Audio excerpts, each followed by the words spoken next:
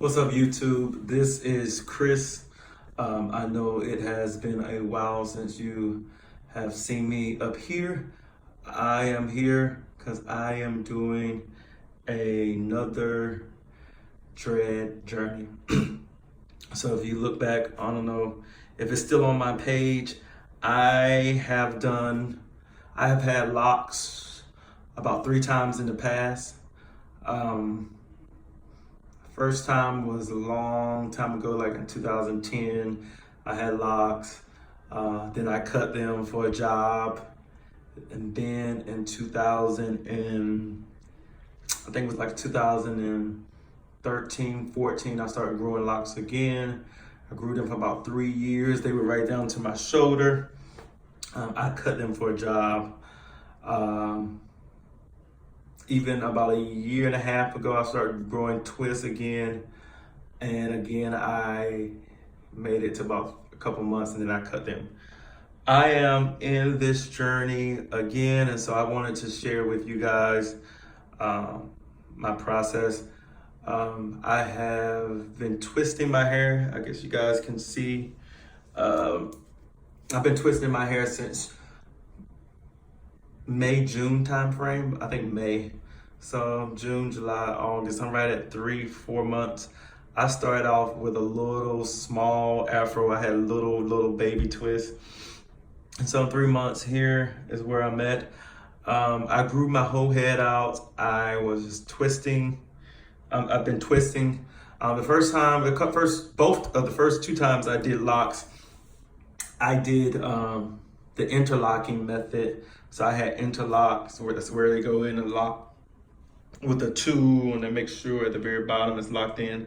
I like that way because I was able to work out with little damage to my locks or how they look even after they were done.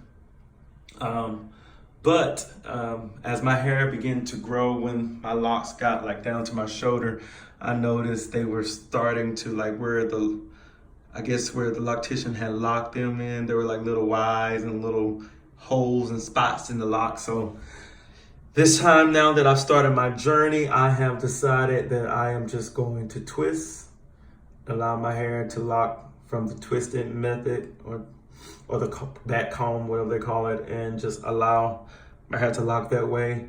And so right now I'm not doing too much, very little cardio, so I don't sweat a lot and allow my locks to unravel. Right now I'm in, I think, the initial stage of the budding stage. A few of my locks are getting very puffy and thick where they're puffing up and they're trying to bud, I guess.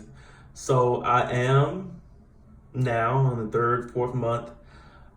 Okay, let's go timeline. So initially when I started twisting May, look, I hate the rough stage, hate it. So I was getting my hair retwisted like every 2 weeks. I mean, they were coming loose anyway. It was real small twists, especially in the back. They were barely staying in. They were falling out, unraveling. So I was doing it every 2 weeks. So then I relocated. I was in the Philly area. Now I'm in Richmond, Virginia. So I relocated here. And when I started working with my loctician, she was like, oh, let's just do it every 4 weeks. Which is, once your hair I feel like it's growing and it's a little bit more mature, 4 weeks to me sounds pretty good, 4 to 5 weeks.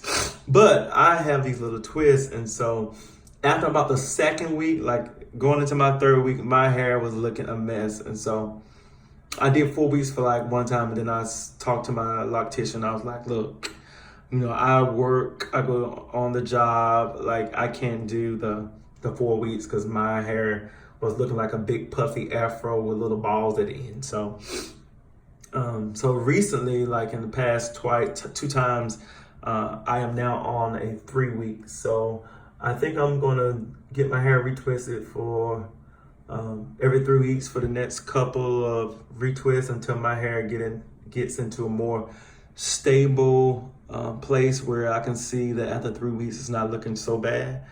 Then I'll definitely move up to the week, and then once my hair actually locks, I'll put more time in between. Okay, so initially, if you look into what I got going on, initially I just grew up an afro. My whole head was just twists and hair. I had, as you see right here on the side, now it's faded. All of this was filled in.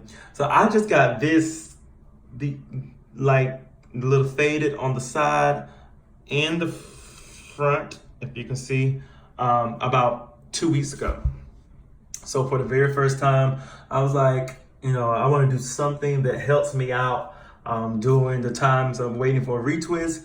And so I was like, okay, I got a few locks here. Let me go and just get those little twists cut off and get a fade on the side, faded here in the front a little bit, and fade on this side. So I could just have a little spot to work with where I could brush and it kind of looks neat, even though my head may look a mess. So like y'all know, I've been in this stage before, so it's not as terrifying. Some days my hair looks rough. I just deal with it. I know the stages of locks, and I know about the first 4 to 5 months, you're looking at your hair and it's not growing, and it feels like it's growing slow, and it looks terrible, and you're very self-conscious about your hair and how it looks. I'm not there. I have not done much. I'm not self-conscious. I just let my hair grow. I try not to worry about it on the job. I just, like I said, now I got a little fade on the side. I do what I can, and what I can, it's a part of the process. I know somewhere around that 6 to 7 to 8 month, you just wake up and then you just start loving your hair. And once your hair gets to a certain length, you start to enjoy the process instead of like going through that regret and I can't wait. So I'm just waiting to get to that point, and I'm not pushing it. So here I am. Again, my name is Chris, for those who don't know. I'm doing this LocJourney to assist, help others, to show where I am. I have followed and subscribed to a number of those who are in the LocJourney, and I'm following their page, and I'm seeing a couple. I would say, just from what I see, having a loctician is very important. Especially, wait, let me take that back. If you just want locks, there are many ways and processes and ways of getting locks. But if you have a vision for your locks, like if you have a vision for really how you want them to look, and the size and the complexity, having a loctician is very important. And one thing about me personally, I like a full head of locks. Like, I don't like when people just have a few locks and you can see all their roots and it looks like it's very spaced out and there's not many locks. No, I like a full head of locks to look like it's very full. But at the same time, I don't want small little, what they call them?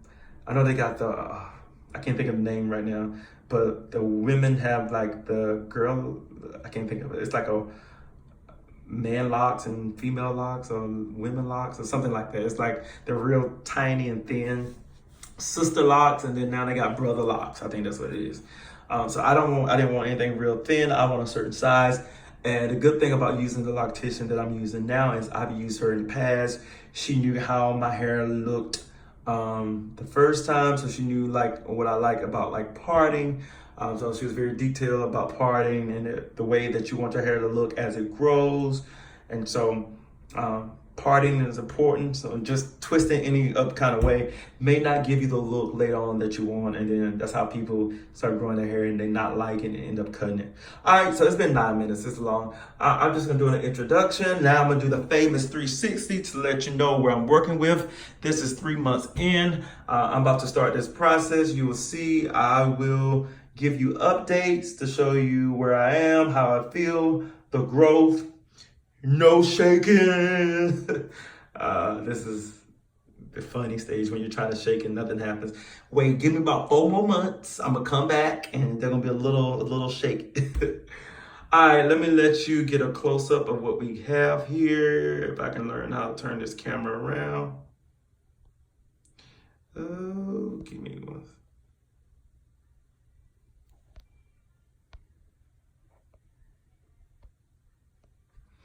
Well, I don't think I can really turn the camera around, so there has to be a way to turn this camera around. Look at me.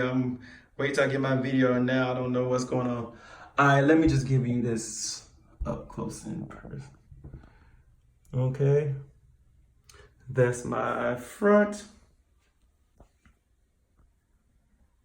That's the side where you see the little fade.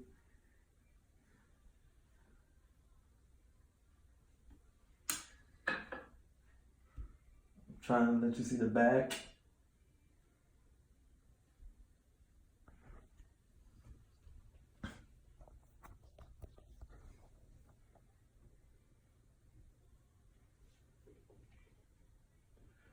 That's how I'm looking in my back. As you can see, let's see if I can show you some of those fat ones. Just that one right there. If you can see that, you can see where it's growing thicker. It's budding. Most of my budding is happening like right here in the very back. As you can see that one, how thick.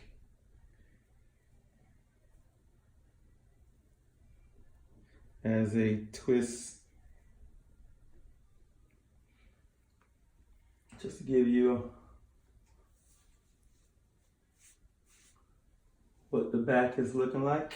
Front, I don't know, every time I grow my hair, if you guys see, I've always had the gray spot. That's the widow's peak. It's still there. And I got a little bit gray there all up. All right, this was just to let you see where I'm at in the process. Pretty much that's it. This is what I use at night. I use a lock cap. Just wear it over my head. It's silk, so it doesn't pull my hair. So that helps. The brush for the side. The comb for the beard. And this is something that my loctician makes. Her name, I'm not gonna give her name, but she works for Adorn Beauty and Supply. She's in Petersburg, Virginia. So if you are looking for a loctician in the Virginia area, like Richmond, Petersburg, hit me up, let me know, I'll give you the hookup. She makes her own. This is like a scented oil. She has different smells. It helps to make your hair smell good. So even though you can't wash your hair when you want to, if you want to throw on a scented oil to make their hair, like this is called, she calls it Sauvage, I think it is. It's like a, it's like a deep, it smells like a cologne, almost like YSL, and it smells so good when you put it in your hair. And I'll just spray it through my hair and just like kind of take my hands and like rub it in my scalp. Cover up my head, and in the morning, like you can smell, like it smells so fresh and nice. So I don't use it every day because I don't want to put a lot of product, but it's natural oil. I just use it as needed when I feel like I want to let my hair smell good or going somewhere or going out. All right, I'm not gonna hold you too long. That's it. This is Chris. I'm in the LocJourney. Follow me, subscribe, questions, hit me up. Peace.